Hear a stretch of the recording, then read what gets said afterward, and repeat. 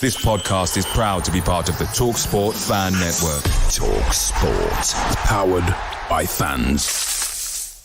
Danilo's free, and it goes to Gibbs-White. First time we've seen them attack them, and there's Francis! Well, that's what I wanted to see Robinson do. Tyler one, he scores! And the city ground goes ballistic! He's through here! And in the end, Forrest will say it doesn't matter how you play as long as you win it. Yeah! Forest Sale, Premier League!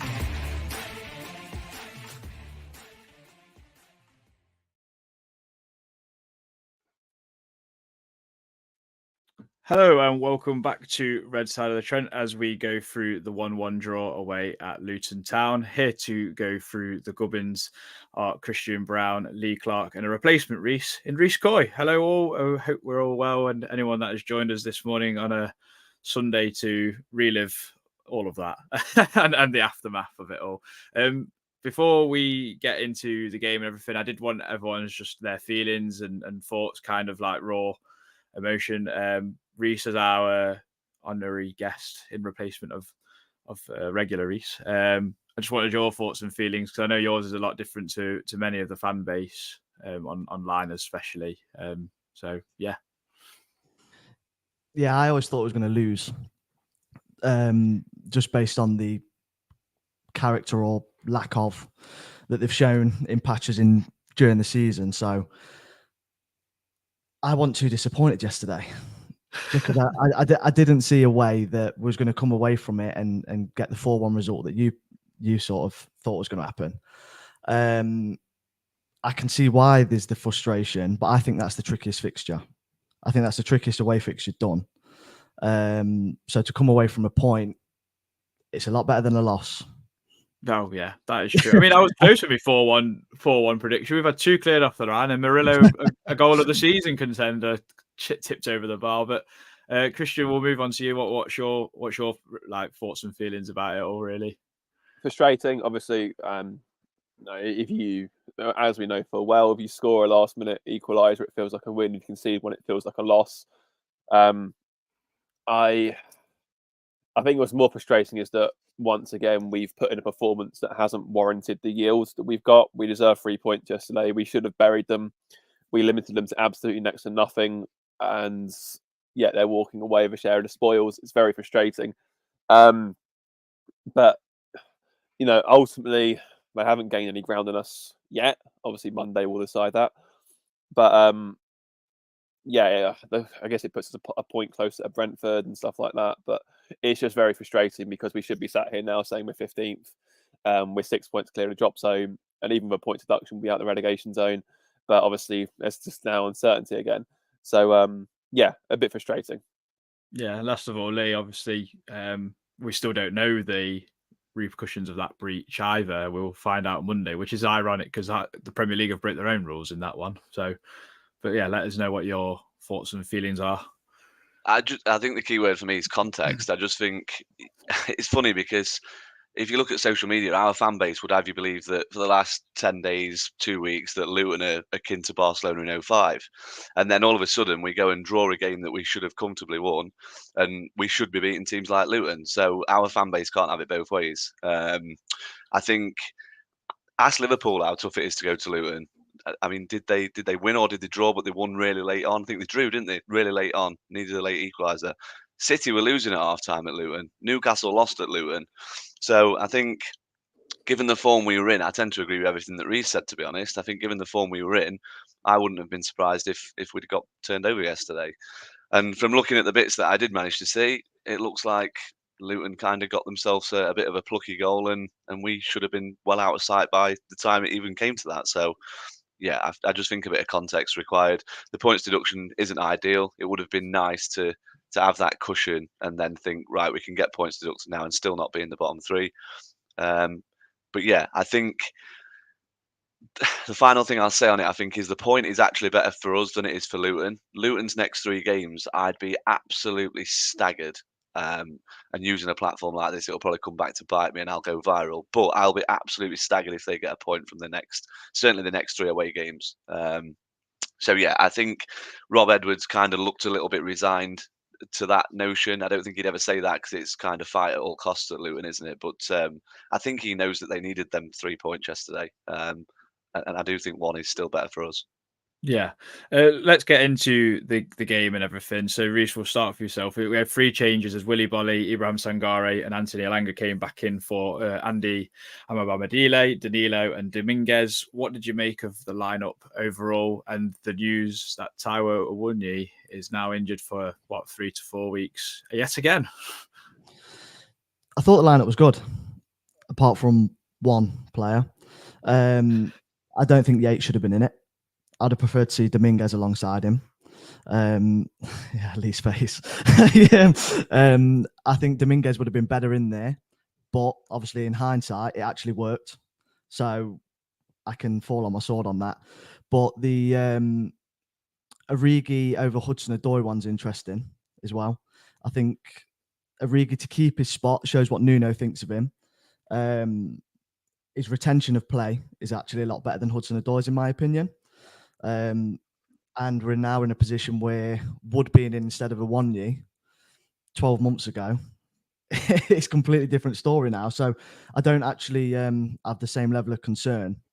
The only thing I'm concerned about is the fact that Wood's now hobbled off holding his thigh and we haven't got anyone to play through the middle. But the actual initial 11, I was pretty impressed with. Yeah, that's fair enough. Christian, the start, Luton seemed to start pretty well, especially Ross Barkley, who we identified, me and Alex did, to being able to stop Luton from playing. He had a few pop shots from distance, hit the post. Forest grew into it quite well, I thought. What were your initial thoughts of the opening exchanges? Poor. We started very sluggishly yesterday. I thought it was just things like ball retention just wasn't good. We were. This is what I said before last week. This is exactly what Luton do. They make, with that pitch the way it is at Kenilworth Road, they make it frenetic. They try to force mistakes and they suck you down to their level. That's exactly their game plan. And to be credit to them, it's worked. Like Lee just reeled off. Obviously, they drew Liverpool. They beat Newcastle there. I think Arsenal needed a 94th minute winner there. They've made that place like we did last season, the City Ground. They've made that their fortress, or tried to as best they can. And with great effects, that's all they can do. Like, given the financial disparity, that's all they can do. Obviously, you've got a few gems like Barkley, for example, but by and large, they're shopping in Aldi, whereas the rest of the Premier League are shopping at Waitrose. So they have to make what they can to their surroundings, and it works for the first 10 minutes anyway. It did work. We were slow out the blocks. We seemed like sluggish. We were losing the second balls. But despite that, we still weren't exactly being carved open. It wasn't like they were pulling our defence from side to side and getting shots away. Like, they had 3 Barkley shots in 5 minutes. 2 of them were straight at Sells, and all of them were outside the box. So they never once actually got inside our penalty area and made a decent chance or forced a keeper into save or anything like that. So there was still an element of the game plan working from that sense, in that we were not letting them. I don't think Carlton Morris touched the ball like much. All we did was just moan at the referee the whole game, and Cordy Woodrow as well was completely pointless substitution. I don't think he touched the ball either. So from that aspect of Forest, like limiting supply to their forwards, we did that so well yesterday, and that was the one thing I'd say was consistently good from minute 1 to minute 90, was that we just like completely sucked that supply away. Unfortunately, like, we did obviously leave ourselves open to a few pot shots. I think Sangare was a little bit rusty in the first 10 minutes and then grew into the game very well in the first half, I thought. And then by the time him and Yates got a foothold in that midfield, that was it. Like, Luton couldn't get any near us for the rest of the half. So it was, it was a bit of a slow start, but it wasn't anything we were punished for, thankfully. Yeah. Lee, we had chances through Willy Bolly from a set piece, which I think he should do better from. Origi then has a brilliantly effort cleared off the line by Reiss Burke. But then after that, we do take the lead through Chris Wood. Talk us through the goal. Yeah, great goal. Really nice finish. I guess I was going to say me personally, but I think us on this podcast have we're probably one of the only sets of fans that have kind of taken to Wood. You still see bits and bobs now and listen to bits and bobs in the pubs before games that people still aren't having would. And I just think if Iwanyi scores that sort of goal yesterday, which I don't think he would, everyone's touting him to be the next bloody Batistuta. I just think, yeah, it's just such a great finish. I just think it's nice play. It's a great ball from Gibbs White. I mean, we run out of superlatives for Gibbs White, don't we? Let's face it. I mean, they mentioned on Match of the Day, he doesn't even look. He just puts it into an area and he knows that, well, he's backing his striker to be there. And yeah, it was just a great finish. I don't particularly like his celebration. I'm going to sound like a granddad here, but I don't like his celebration. I think if you're celebrating like that in front of home fans, you're asking for trouble in this day and age. If you get a 7-Up bottle cap round your earlobe, I think you kind of almost deserve it in this day and age. We saw it at the Sheffield Wednesday Leeds game actually, where the keeper was shushing them and he got a bottle pelted at his head, and Wednesday got in trouble. So I don't think there's any need for that. I just think he at the moment celebrate with your teammates, run towards your own fans, but yeah, leave that stuff out. But yeah, it was a great finish, and it would be a real shame if he was to be missing again through injury. Yeah, I mean that'd be a terrific shot throwing a bottle cap at his earlobe. Bloody hell! He'd do well to get the cap, I suppose, wouldn't it? A football ground. But I mean, it'd be in the darts Premier League with that sort of aim. Reiss, we got a little bit lucky in terms of Mengi having a goal ruled out for handball, which was actually correct on even in real time by Darren England, who actually thought was quite consistent. Second half, we actually we just basically suffocated Luton, and we missed a hatful of chances. Anthony Elanga being a very guilty party in that. What would you make of the start of the second half, especially? We started well, to be honest. I thought that the pressure, I thought that if you sustain that, we'll get another goal here. And there was wobbling. There was really going. There really was. I thought their crowd was quiet as well the whole game. Probably taught them after singing The Town of Staying Up at 3-0 up at Bournemouth. That probably sort of still ringing in their earlobes a little bit. But I thought the crowd wasn't on the side. You could sense it. And once again, it's the age-old thing of Elanga needing 3 or 4 chances to convert one. He's a little bit unfortunate with his one, a little bit more purchase on it. And you're 2-0 and we're in cruise control as long as Worrell don't fly back from Turkey and come on for the last 7 minutes. But the way they control possession, pass appreciation, looking after it, retaining it, pulling Luton about, it was good. But then it's the lack of edge which concerns me. It seems like we almost accept where other teams have 2 or 3 chances and they'll go, right, we'll kick on until we score. Forest go, there are 2 or 3 chances. Our luck's run out. They sit back in and allow that team to come back on and go, you have your 3 or 4 chances. And I felt like they fell back into the same habit yesterday after the first 10 minutes.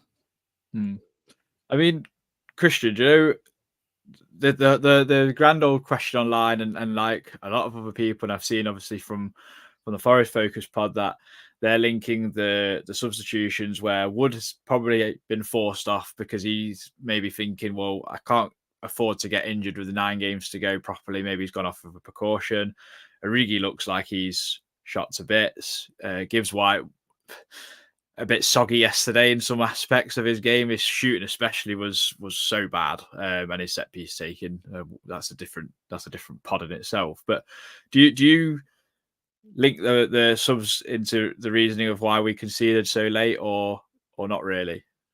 No, it's complete nonsense. Like, it isn't like the home game against Luton, where, in fact, that's such a lazy and dumb comparison, if I'm being honest. Like, it isn't like the home game where we actively sat back and invited pressure onto them and just retreated completely and then, like, caved. We were still pretty much in the game. It was still pretty even despite going 3 at the back. We still had a few breakaways. I mean, Dominguez had a decent chance, which he probably could have done a bit better with, really, playing that way. Like, you know, we brought Hudson-Odoi on. The same Hudson-Odoi, it's so funny, like, everyone's saying, why is Origi starting over him? And myself included to a certain extent. These are the same people who wanted, like, Hudson-Odoi, like, sent back to Chelsea earlier on this season because he wasn't performing. It's like, we can't have a cake and eat it. Like, just pick a struggle. It's like, you can't just have like one or the other. No, I don't think he contributed to that at all. It was, if anything, the players he brought on should have been more able to deal with a set piece, like Felipe, for example. I think I'd have liked to see Reina come on to Gibbs White. I think that's the only other sub I would have made. I understand the apprehension about bringing Ribeiro on, a 17, 18-year-old. And obviously that poses question of your recruitment. Why are you bringing in a kid striker if you're going to be in like the midst of a relegation battle? Again, that's another question for another day. These are cards that we've got to deal with. I don't think it wasn't like the pendulum massively swung and it was just like, we were dealing with ball after ball after ball into our box and we're having to deal with it. It wasn't like that at all. We were still very even. We managed the game really well second half. We stopped it being frenetic. We slowed the pace down. We slowed the tempo down. They couldn't work that way. The only way Luton were going to score yesterday was from a set piece. That was the only way. And lo and behold, that's exactly what happens. So this notion that, that would have happened before the subs, that could have happened after the subs. That the reason the switch to 3-4-3, the switch in personnel, no, I don't think it had any consequence at all. I'd have liked to have seen us go and try and kill the game off. I think that's a fair criticism you can probably level at Luno. I'd like to see, like I said, Reina to come on. I'd like to see us actually, because they were on the ropes, they were done, Luton. Like, again, as I said, the only way they were going to score was from a set piece. They weren't going to score from open play. They'd basically given up trying. Like, they were just like, they didn't really know what to do. And you can see it in Edwards' face as well in the touchline. He was looking like, we can't swear anymore, but he was looking like, what do I do? Like, what can we do? Like, we can't get through. So, this notion that, bringing on complacent subs in Worrell, Yates and Kouyaté, who I don't think completed a single, I think completed 3 out of 10 passes between them, the midfielders, whereas Worrell obviously gave the game away. You can't compare that to what happened yesterday because it's a completely different scenario. Lee? Yeah, no, I was just going to say exactly that. Like, it is such a lazy comparison, and I'll tell you why people are using it. It's because they're pining for Steve Cooper. They're desperate to pin things that Cooper did wrong on Nuno, so they can kind of say a justification for him not being sacked, even though we were absolutely hideous. Those subs were 3 players who were completely rusty. Cooper admitted after the game he got that wrong. Putting those 3 players on. Worrell, Yates, and Kouyaté had hardly played all season, and he took the proverbial out of Luton because he thought we're 2-0 up, we're going to win at a canter. I'll give some minutes to some legs who need it. And yesterday was just completely different. Can you imagine if we'd not made any changes yesterday and still conceded from a set piece, which we're perfectly capable of doing because we've been conceding from them all season? What would people have said then? I know for a fact what the Twitterati would have said. They'd have said, why didn't we put an extra centre back on? It's completely, honestly, the whole concept of these that sit behind keyboards, and it's like their whole lives consumed by Forest, and it's just nauseating. It's just, God, it's just such a lazy comparison that they're desperate to pin on Nuno because Cooper did something similar. It's just bizarre. It's such a lose-lose situation as well, isn't it? When the result turns out like that. Sorry, just before Origi came off, Gibbs White played a pass into him. He looked like he was running through treacle to get to that. He had to come off Origi. Like, he was done. Like, he was completely done. And obviously, like, I saw Daniel Story kick off about it earlier. It was like, like, the striker's injured and the backup striker is also literally unable to move. What more do you want him? Let's just throw on these imaginary strikers that we have at the club on the pitch and go like, let's go 2-3-5. Just throw everyone forward, go all out attack. And it just fries my head. It really does. Like, some of the things I've seen online after the fallout, it's just been stupid beyond words. Like, I honestly think, with the exception of Arsenal, we have the most reactionary fan base in the Premier League. It's just. I think we're worse. I genuinely think we're worse. Yeah, I agree. My gripe is Origi playing out wide, and then if Wood does come off injured, you can't play him as a centre forward for some strange reason. That doesn't make any sense to me. Reiss, have you got anything to add to any of the disgruntlement? No, they worded it exactly how I was thinking, to be honest. To put it into some more context, it's exactly what Christian said. If you've got the biggest gripe of mine is if you've got a moan, give a productive outcome for it. Give us a solution. So if you're saying, okay, right, Wood's injured, so what do you want?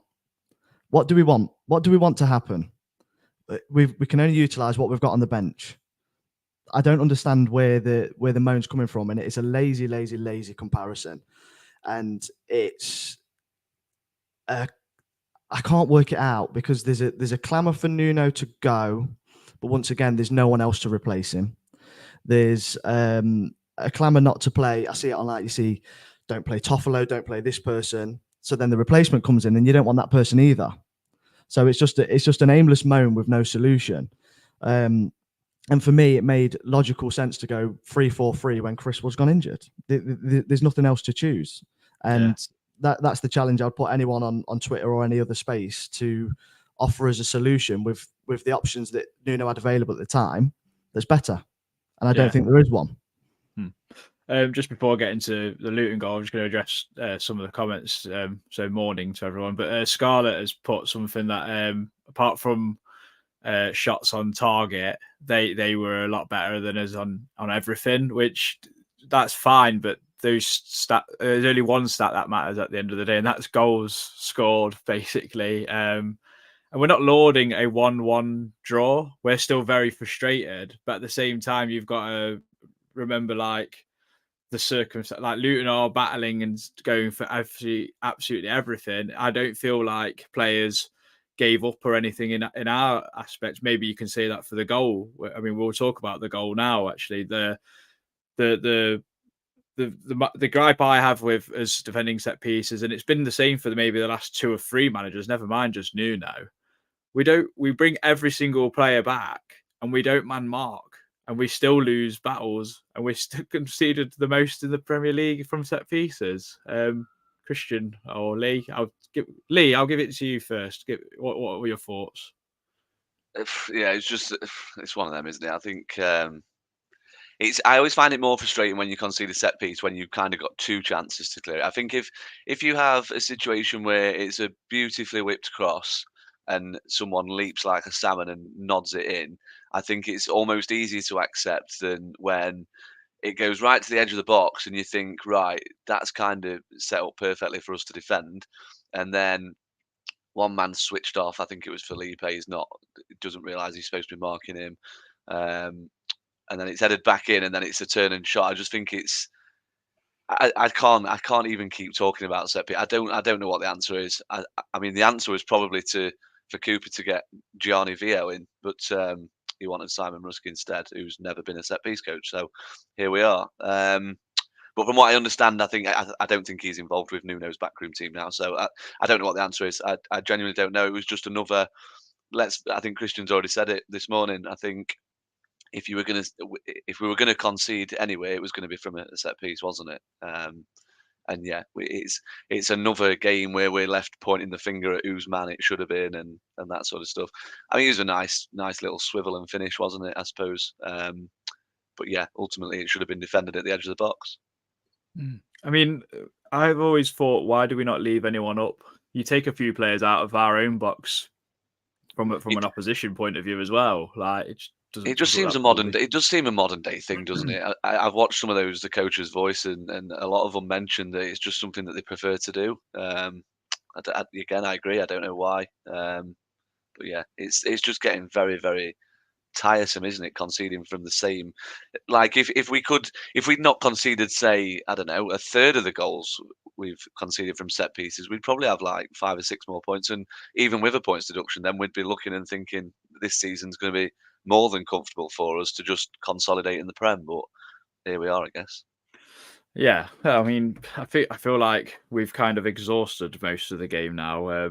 We obviously we couldn't find a way of finding a winner. Neither could Luton, and it makes me laugh because, like you say, Christian, like we completely nullified everything that Luton had through a strike force. I mean, Carlton Morris spent the first half wrestling Murillo. Second half, he absolutely got nowhere near him, or Bolly for that instance. So, yeah, just very, very frustrating that they scored from the only real way that we'd see them score from. But we'll get into some slept on it thoughts before we get into some player performances.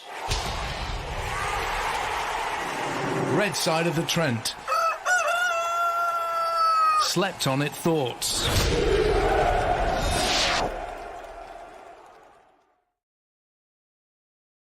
I hope we get this many when we win a game. Because we always get loads when we lose. Alex Oates, baffling, bumbling.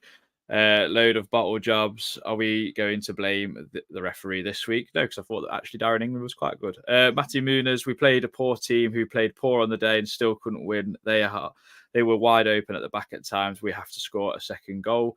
Ash Jones, same old, same old. Start the game slowly, largely play well, miss chances, then concede late, usually to a set piece, rinse and repeat. Nuno deserves criticism for the subs, but we have to be taking our chances at this level, and that's on the attacking players. Hard to find any love for this bunch of players right now. Spineless, points deduction or not, we will go down. We fully deserve to. BCP, same as last week. Do we have good enough players as a team collective? We might still survive relegation, but we should expect much better from this squad than what we are getting. Mark Baker, in a must-win game, you have to play the best available players. Origi ahead of Callum Hudson-Odoi and Yates Sangari midfield was just as baffling as the subs. Elanga was anonymous again, and please get Morgan Gibbs-White off set pieces. Nuno and the players need to realise we're fighting for our lives. Premier Elliott, Murillo, Nico, both excellent. Our set pieces may as well give the ball back. They are so ineffective. Today's fact is Tunnock's tea cakes aren't allowed in RAF plays in case they explode. Very strange one, really, but thank you for the positivity at least. Capability and function. It's always a good time to play Forest. Twice we've played Luton and dropped 4 points. I always try to cut through the binary instant reaction nonsense that fills this timeline today. I can't unless Everton get a horrendous new sanction. Put a fork in it, it's done. Yummy Bear missed a hatful of chances. 2 cleared off the line, conceded our weekly goal from a set piece. 1-1 against a very poor depleted side that threw away a 3-goal lead midweek. 4th game in a row where we've played a side not at their best and they've got a result. Grant Fellows was perfectly comfortable until Nuno brought Felipe on and went to a back 5. Then they started to get more opportunities to sling it in the box. Predictable that likely sees us in the bottom 3 for a couple of weeks. No more chances, no more soft goals to concede, or we are done. And last but no means least, it's got so many. Ian, another pathetic away performance. This manager's cost us more points than he's won since taking over with his baffling team selections, bizarre substitutions, and clueless tactics. He must be the only one who cannot see what's wrong. Just on that point, actually, I do want like an opinion off you all. It seems like I ask this nearly every week about Nuno. I don't think he's getting that much wrong. He got like the Villa game wrong and maybe the Brighton game wrong in terms of like he picked Nearcat at left back and last week then he didn't pick any wingers. But I actually think largely the football has been pretty good. We've scored goals. We defend pretty well from open play. It's just individual areas. Reiss, I'm going to start with yourself. Yeah, I don't think he's done anything wrong at all, really. I think he's upped the intensity, he's improved the attacking. I don't think any level of manager, for some reason, would be able to improve the set pieces, and that's the only thing letting us down. Was it 7 goals conceded in open play in the time that Luton conceded about 19 or 20 or something silly like that? Yeah. If he nullifies that side of it, I understand the substitution thing in the grander scheme of things, but the only thing I think he really got wrong are the 2 examples you said, which is the Nearcat at left back and the Brighton game, where he even come out after the game and said, "Oh, we know how we wanted to play. We wanted to press them," and I thought that didn't even really make sense with your selection. You wanted to play high and all this sort of stuff. But I think it's once again it's a clamour. Sometimes when things aren't going the way that we want them to, you strike out at the nearest thing that you can blame. And unfortunately, it's Nuno, because the players haven't changed in that time frame. You go for Nuno, and obviously the love for Cooper. Anytime Nuno gets something wrong, he's going to get it, and it's just unfortunate. But I can't see the big problem. If he makes them subs and it stays 1-0, everyone lauds him or doesn't even mention the subs. So the thing that's let him down yesterday is actually the same thing that's let us down all season, which happened long before Cooper, which was the set before Nuno, which was the set pieces. Yeah. Christian, anything to add? I mean, without wanting to go all Brentford, like everything's up since our defending's better, especially in open play. Our attacking is a lot better. We're scoring more goals. I think the chances we're creating are better. We're playing faster on the counter, that sort of thing. Like it's all the things that we wanted Cooper to do, we are doing. It's just we're having the same old issue of conceding from set pieces, like Reiss alluded to, which then tells you it's player quality that's the issue. Then that's a recruitment question. But you have to remember he's been parachuted in halfway through a season. Like, that's never easy as is. I'd like to think if we were having this sort of thing after a full pre-season, then it's a little bit different. But which ultimately is one of the reasons what led to Cooper's downfall, because what was a run, like 3 wins, 17 games, something like that, something appalling.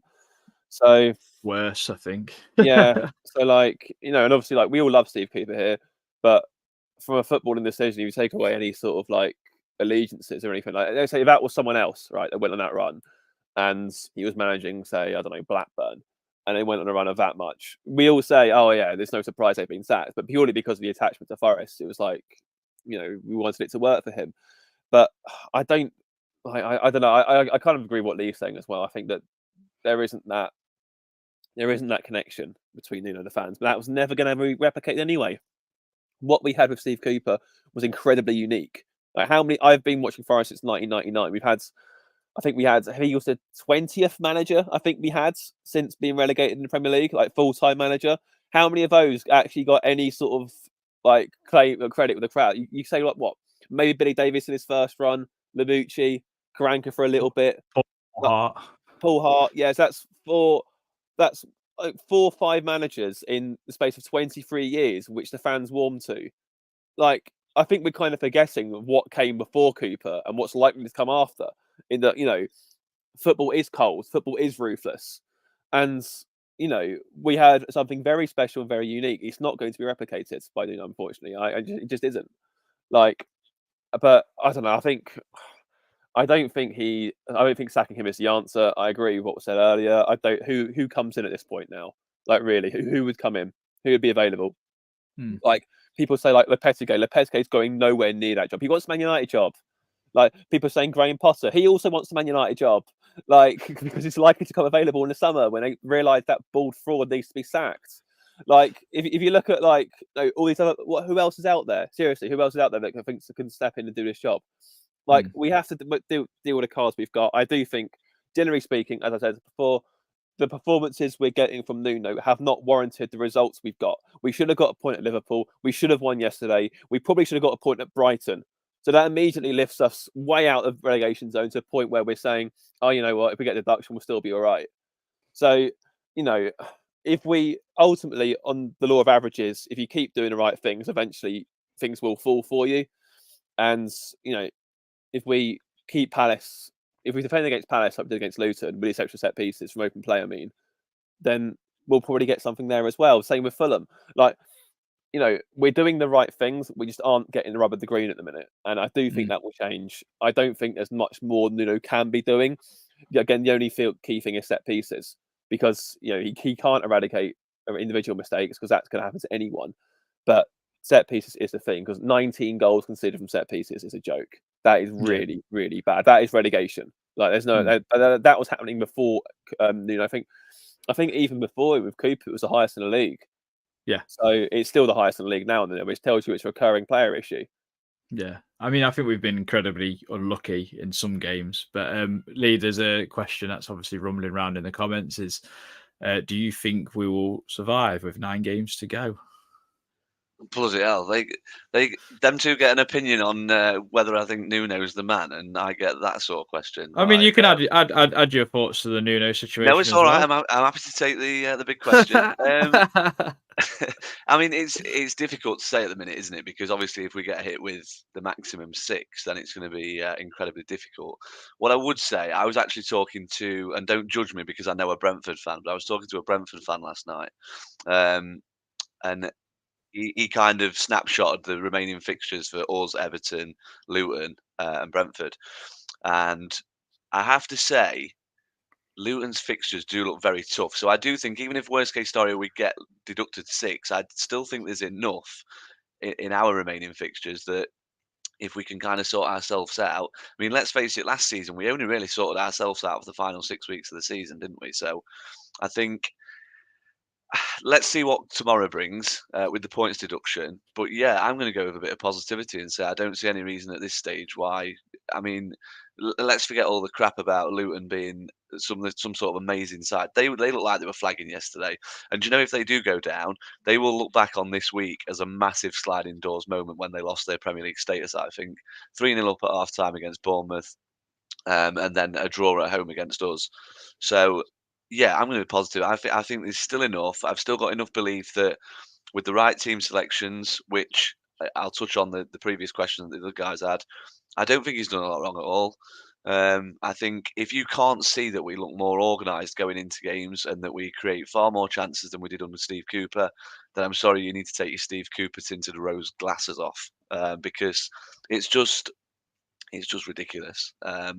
Maybe Nuno should do a few more fist pumps or something. I don't know. I suppose we've got to win a game first before the sarcastic comment comes in the comments. But yeah, I don't know. I don't know what he needs to do. He's just a different bloke, isn't he? I mean, Cooper was always really like positive about the we, and the us, whereas Nuno's a bit more pragmatic in his interviews. He strikes me as a sort of manager that doesn't really like doing the media side of thing, whereas I think Cooper really enjoyed every moment he got to be spotted on camera wearing the Forest gear. He was exceptionally proud to represent our club, and he'll never be knocked for that. But not every manager's going to be like that with us. For Nuno, it's work. He sees it as a job. He's got a job to do, and he's not going to be happy losing games and not winning games. So what's he supposed to do? Come out beaming and smiling? And I don't know. It's difficult. I think a lot of managers are media contrived robots these days anyway, aren't they? So I'm not going to get too drawn into that, but yeah, I don't think he's done a lot wrong at all, and I think a lot of the stuff that's been said is essentially because he's not Steve Cooper. I think a lot of fans would, if he was sacked tomorrow, I think a lot of fans would honestly say get Cooper back to the end of the season because of what he did last season and the last 6 weeks. Yeah. But yeah, that's just how I think some fans are at the minute. Yeah. I mean, I get the whole.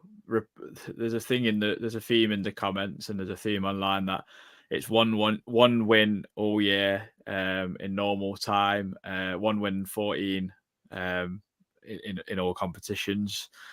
For me, if you take every single game and really scrutinise them, how many have we had like a refereeing decision to go? I know we can't use it as an excuse, but it is still part of the game. We've been really unlucky, individual errors. Is it fair to say we've actually been in every single one of those games though? I think competed in every single one of those games. I think the only one where we were really absolutely diabolical was the Villa game. Really, even then we could have been 3-0. Like Alanga missed that great chance. Yeah, like it's not like Right, we're going to get to some player performances because it's been hot on the topic. Reiss, I'm starting with you with the most hot one. It's Ibrahim Sangare. Why is he getting so much sack? People don't know football. That simple.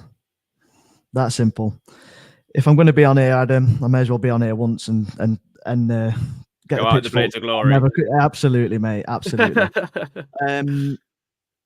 Take the analogy, pick up whatever your line of work is, pick you up, take you to another country, and scrutinise you within the first 2-3 weeks of the job. How many games you played? 13, 14 games? Something like that? 12, I think, or 13, yeah. His yesterday for me is passes. So I had a look just to statistically, even though I don't always like going off the statistics, his pass success rate was only 70%. But it's the things that you don't see that he's better at. There was a chance yesterday where someone got slipped in behind because Toffolo switched off, and he won a goal kick from it in the first half. There was time and time again where we're seeing this season and last where Mangala switches off, lets that third man run, ball gets skipped across the box and someone taps it in. You've got to give him time. And the other notion that is our most expensive player is £30 million. What's £30 million in the grand scheme of things? What are we expecting? Are we expecting another Rodri for £30 million? We've got to give him time. And for me, I've seen an instant improvement in the midfield with him in it. I think Yates actually performed better alongside him, which I was a bit surprised about. It's almost like he's got someone to look at and go, that's how you do that. That's actually how you do that. And the only thing I would say is he should have been bought off after 70, because in terms of Christians running in treacle with Origi, I think he was swimming in it after 65. He was absolutely blowing, bless him. But from what you can see, I think he's going to be a pivotal player. I really do. And any level of scrutiny on him, I mean, he probably doesn't read comments, but what's that helping? What is that helping? At the end of the day, there's the theme. Sorry, I'm going on one here. The theme is Luton used it as togetherness. They used it before the game. They took a picture or did a little drone shot of one of the sheds in the corner and did this thing about togetherness. And that's what kept us up last season. So if you want to strip apart your key signing of the summer that we all wanted for 2 years and tear them apart after 14 games, and then say we need to be together, then it's complete hypocrisy, to be honest. That's I just add on to that. I completely agree with what Richard just said about Sangare. I thought in the first half, especially, he was brilliant. Like some of the tackles he was getting, I actually thought him and Yates complement each other very well. Which again, I agree was a little bit weird. But if it's more the fact that like they just have very different skill sets, and that Yates, we all know Yates isn't very technical. We all know that. But what Yates has done, and to his credit, is that he's started to simplify things and just play the easy ball, play a 5-yard ball. Whereas Sangare does have that passing range. So whereas Yates is playing it short, Sangare is the reason why his passing isn't as high is because he's popping it like 20, 30 yards across the deck or finding feet somewhere else. Like it complemented each other really well. I also completely agree with the he should have come off. I actually thought when Dominguez was warming up, he'd come on for Sangare because he was clearly blowing, and that probably did swing something else into the against us a little bit. But people were saying about how Yates was great and how one was the other. Blah, blah, blah, blah. I'm not saying Sangare is perfect. I know obviously he got breezed past quite a few times yesterday, which was the only sort of criticism I have for him. But he made 6 tackles yesterday. Yates made 5. They both made one in interception each. They actually, from the defensive side of things, which is why they're in there, they pretty much did what they want. I mean, Sangare lost possession 8 times. Yates lost it 9 times. They're very much, they had mirrored performances, give or take. Yet one's being hailed as a passion merchant who's amazing and who runs himself into the ground, and one's being described as a £30 million flop. Yet they've pretty much mirrored each other statistically for the whole game. They covered the same amount of grounds. They did all the dirty work together. It's just ridiculous. Like again, I feel like the dice has been cast for Forest fans. They don't want to accept anything else. And like Danny Tring said the other week, if we go down, he'll be playing Champions League next season. Simple as that. Or close to, yeah, definitely. I mean, Yates was incredibly unlucky. I forgot to mention his shot right at the end of the game, which had some venom on it, but like just not the direction, unfortunately. Christian, I will stick with you. I'm going to give you, sorry, you're midway through a drink. Divock Origi, who I thought had a very mixed bag game. Yeah, I would agree with that. It was pretty obvious that we pinpointed a weakness on that side, the left hand side, because the ball kept going. I have to say as well, Sales' distribution yesterday was so good. Yeah. So good. The amount of times he kept picking Origi out was ridiculous. And with like such pinpoint accuracy as well, it was like, you flash back to all the, the nightmares that kept you up at night with Matt Turner just banging it straight over the main stand because he can't kick straight. And you see a goalkeeper can do that. It's like, all right, okay, we see why we've got you in now. And I know obviously like, it's quite nice not talking about keepers every week, but he does seem that sort of middle ground, doesn't he? Because he's got like, he's sort of like, whereas one's more geared up towards shot stopping and one's more distribution, he's sort of in between. Although, bear in mind, Turner's made at least 3 errors leading to goals, and it probably would have been 4 had that penalty against Brentford been given. Then that's a side matter. But we digress. Origi, it's just in front of goal, isn't it? Like he just seems so profligate in front of goal. Like it just seems so wasteful. I think. I thought he linked up play pretty well yesterday. Agree with what Reiss said earlier. He was a very physical presence. Luton didn't like it.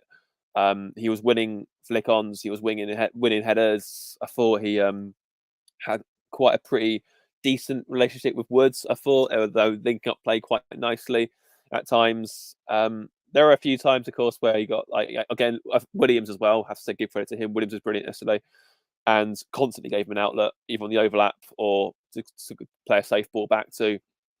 So Origi, like, again, in open play, it's actually very similar to Forest. Really, he sort of sums up Forest quite well. In open play, Origi was good. Like everything you'd want from a right winger was good. Was strong on the ball. Kept it well, made things happen. Origi in front of goal should have scored twice.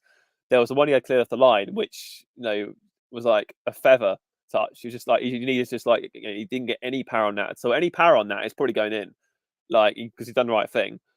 Second time, I just think that obviously me and Lee spoke about this. Like I feel like Origi could have shot first time, but then okay, you probably lose some of the control. So maybe fair enough, give him middle ground, have a touch, which he does. But his touch isn't great. It just sort of like I don't know. He sort of delayed the shot, didn't yeah, it? he sort of got the ball stuck under his feet, and then he had to reposition himself and then shoot, and that allowed Bert to get back in. And it's just like little things like that, like a more composed striker or a more confident striker, maybe. Because I mean, he's only got one goal when it came in the FA Cup this season, Origi. So maybe he's snatching, like Alanga's definitely snatching. We can see that, and maybe that's playing on his mind a little bit as well, because we all know that forwards thrive off goals. But I don't know if he'll get many better chances until we got yesterday. To be honest, I felt like again, like we criticise. We've got fans moaning at Nuno and saying this, that, and the other about the formation and the subs and considering from another set piece. Ultimately, had Origi done his job in front of goal, we don't even have that conversation because we're outside. So I give him a 6 on the basis that he was good in open play, but ultimately those moments where he could have scored didn't and punished us. Yeah, I do think people are quick to jump on the mistakes of defending, but not on the mistakes of attacking, where we should have put the game to bed and we wouldn't have even been having this conversation. Lee, I'm going to give you the body chance as well. He has to do better with that. Yeah, especially with his big head. Lee, I'm going to give you. I know it's difficult because you didn't watch the game entirety, but I'm going to have to give you Morgan Gibbs White. I thought in moments showed his class, and in others showed why he's probably not going to get a big club move anytime soon, because what someone like a James Maddison possesses, Morgan Gibbs White simply does not. And I don't know what it is. I can't really put my finger on it. Maybe Reiss will be able to articulate a little bit more than me, but I'm going to let you try first of all. Yeah, I actually have a bit of an unpopular opinion about Morgan Gibbs White, in the sense that if we do go down, I actually think he might stay for a year. Basically because of what you've just said, Adam. I think because he's British, because he's got the Premier League, he'll have 2 years. I think he's played 100 times in the Premier League now, hasn't he? He recently got that little plaque that I think they give out for 100 Quite possibly. Yeah. I just think that's going to put so much tax on his transfer fee. And like you've just said, Adam, I don't actually think a bigger club wouldn't buy him based on his goal contributions so far, I don't think. They'd see him as a player with potential, much like I suppose Johnson was a little bit with Tottenham. But are Tottenham really going to go out? Are Tottenham going to be a club interested in him? I know that he's been linked with them before, but you look at their team and he's not going to play. So I just can't see them spending that sort of money that we would want. And then you look at the other clubs in the Premier League, the Brightons, the West Hams, they're not going to have the transfer. With all this that's going on with the profitability and that, they're just not going to have a transfer fee big enough that would tempt us to sell Morgan Gibbs White, I don't think. I could be badly wrong, but that's just my opinion. Yeah, it was, like I say, the bits I did see, his assist for the goal was absolutely sublime. Gibbs White at his best. I do have a bit of an uneasy notion with people who again go on certain platforms and say that the players don't care. I think in Morgan Gibbs White we have a player who absolutely cares about doing well for Forest. I think from the minute he's came into the club, he's given every single ounce of blood, sweat, and tears for this club. To be honest, and one thing that can never be thrown in his direction as a criticism is his work rate. So I think, yeah, he'd actually be my captain, to be fair. I don't want to take that away from Yates, but I just think he epitomises everything that. It's very rare that you have a number 10 with the mantra of he'd run through brick walls for his manager, but I genuinely think Morgan Gibbs White would. I think he's that sort of bloke. I just think he values his profession as a professional footballer, and I just think he's the one player at the minute that does epitomise everything that playing for Forest should be about. So, Yeah, again, he's probably one of them that when we're not doing quite so well, he probably tries a little bit too hard with things. But it was nice to see Wood on the same page as him with, getting into the area yesterday to score the goal. So he has got 9 goal contributions this season, which I don't think is bad. So yeah, let's hope he can get a few more. His shooting's got to improve, hasn't it? That's the one kind of negative, I guess, that we've always had with him since he came in. His shooting's always been really erratic, I find. So hopefully that's something that he can brush up. But I suppose in that sense, if he does brush that up, one of those big clubs probably will pay the transfer fee that we're going to crave. So yeah, it's he did well. I thought he did well again. So yeah, long may it continue, and hopefully he can get a few more goals before the end of the season. Yeah, Reiss, before you might jump in on that, the thing I have is that the free kick where it's like 25 yards out and you go, well, you just need to dink it over the wall kind of thing. You get it on target, it probably goes in. The fact that Murillo's had a free kick from about 60 yards and it's gone on target, it's our best free kick of the season, is really clutching at a lot of straws, quite frankly. Murillo on for free kicks for me for the rest of the season. Maybe like, remember Alex, who played for Chelsea? Who just absolutely used to pile drive him. Just let him do that. But yeah, Reiss, any thoughts on the Gibbs White thing? Yeah, I still want to see a little bit more from him. I agree with everything Lee says, but I just want to see a little bit more from him in terms of every time you speak to another fan, they all go, oh, and you say, are you worried about anyone? They all pick up Morgan Gibbs White straight away. And it's the notion that he's the talisman. I want to see more from him for the value and for the level of ability he's got. He has these little moments in games, these brief moments in games, but I don't see a level of consistency throughout 90 minutes. Like, there's no denying his assist was brilliant, but the first 10, 15 minutes, he was absolutely killing us because he was not getting back in, and Barkley was just running him up for the first 10, 15 minutes. I just want to see a little bit more from him. It's not discrediting his ability, his effort, his application. I just want to see it more consistently. And that's also probably bleeds into why another club wouldn't come for him. I think he's in a weird position where what Lee said made me think a little bit, where if you'd make him your captain, he's kind of between an 8 and a 10 as opposed to a natural 10. He played in the 8 against, was it at Bournemouth? Yeah. When he had to drop back in, and he was fantastic. So he's got the ability to do it. So I just want to see 3 or 4 games in a row where he performs to the level we know he can, because you're seeing it at the Man United game and then he sort of drops off again. That's all I'd ask from him. Just a little bit more consistency. It's not sort of a slander on him. I just want to see a bit more consistency. Yeah. So we're going into an international break. I mean, the African players are going back out when they've just had a tournament. That baffles my head. I mean, I'd be like saying Sangari's like picked up an ankle injury or something just to like keep him at home, and Willy Bolly, to be honest. Why they're going, I have no clue. But an international break anyway, before we then find out, obviously, our fate tomorrow, as has been alluded to, before the visit of Crystal Palace, then the informed Fulham, or very up and down Fulham, but they seem to dispatch teams when they're on it, as they did yesterday against Spurs at home. What are your thoughts, Christian, on them 2 games and then the remainder of the season as well? I'm sure we'll probably speak about this every single week. It honestly depends on what happens tomorrow. I mean, if we get, that's going to determine. I mean, the only thing is it will give us some sort of clarity. Because I mean, like someone alluded to before, I think we were on 2 points a game on the Nuno before the charges announced. Like, we're basking in beating Newcastle, Man United, and then we've won 1 in 14 since. I think it is. Like, so you can't. Yeah. And like, I was having a conversation with my mate, and he was trying to say, "Oh, you can't really use that as like as a contributing factor." I was like, "Well, yes, you can, because Everton have also won 1 in 13 since they were charged in January as well." So it's quite interesting that both teams, under such uncertainty, have mirrored each other in terms of form. So it clearly is having an impact more so than they're letting on, and at least one way or the other, regardless of what the deduction is, at least we'll know like what we've got to deal with in the last 9 games this season. I think that will clear up that uncertainty. But it entirely depends what we get. I mean, obviously, the frustrating thing about yesterday is if we got a harsh deduction of 6 points, we still would have been out of the relegation zone. As it stands, like, let's say it is 6, it might not be 6, it might be 3, it might be 2, it might be 4, no one knows. But let's say it is 6, so we'd be 3 behind Luton. I think if we went into that Palace game knowing that we needed to win and knowing that they had City away, I think that we would put something in. I really do believe that our players would turn up and go, right, okay, F this, we're sorting this out now. Like, I think, I don't want to say it because it could really come back and bite me in the arse.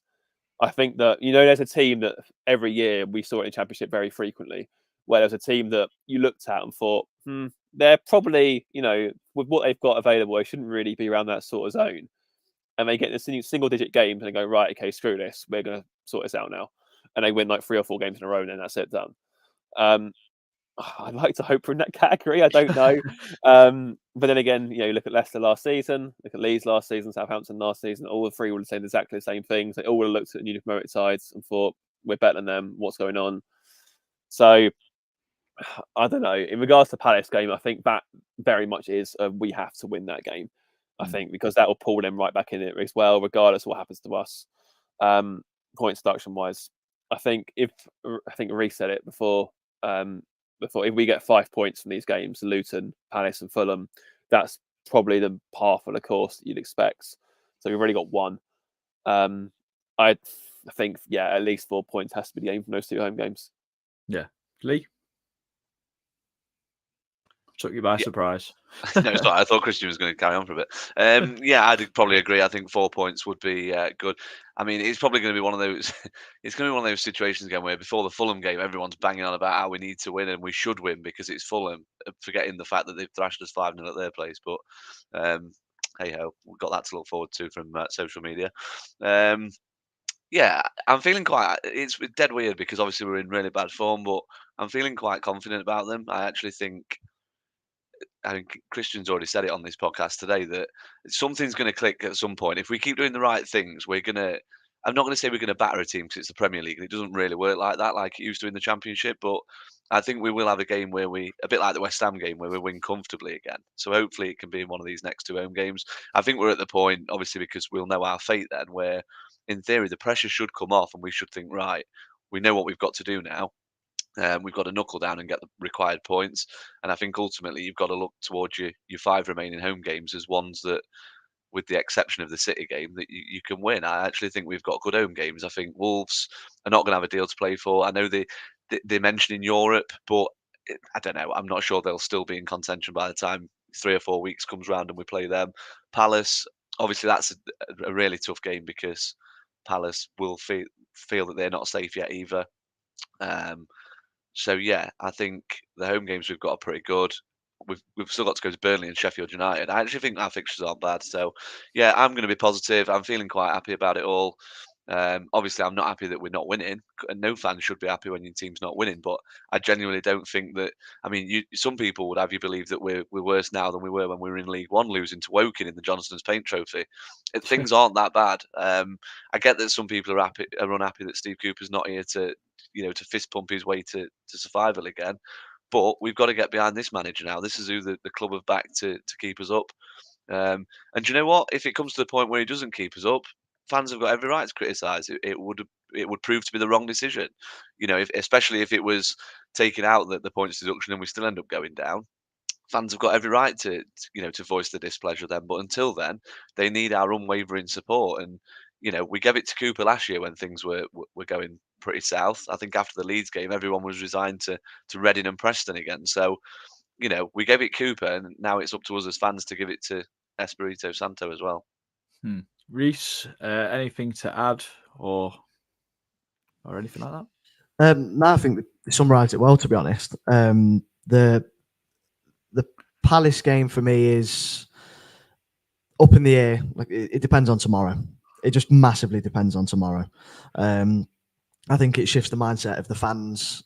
Nuno will say it won't shift the mindset of the players, but it clearly affected them in the 14 games coming up, and it will affect them going forward as well. So I want to say it's in our own hands.